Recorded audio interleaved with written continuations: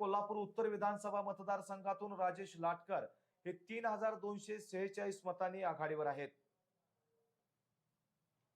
कारण आतापर्यंत आपण बघितलं होतं की मतदान होईपर्यंत राजेश लाटकर आणि क्षीरसागर यांच्यामध्ये जी लढत होती त्याच्यात अगदी लोकप्रिय म्हटलं गेलं तर क्षीरसागर यांना पहिली पसंती मिळत होती. पण आता जर आपण बघितलं तर मतांच्या आघाडीवर हे लाटकर पुढे जातात असं आपल्याला दिसून येत आहे. खरं तर राज्य नियोजन मंडळाच्या अध्यक्षपदी असताना त्यांनी मोठा निधी कोल्हापुरात आणला होता राजेश क्षीरसागर यांनी आणि त्यांच्या त्या विकास कामं मागच्या 2019च्या निवडणुकीमध्ये काँग्रेसचे उमेदवार चंद्रकांत जाधव यांच्याकडून ज्यावेळी ते पराभूत झाले होते, मात्र दुसऱ्या दिवशीपासूनच त्यांनी जनतेच्या सेवेमध्ये स्वतःला डोकावून दिलं आणि जनतेच्या आंदोलनात ते उतरले होते.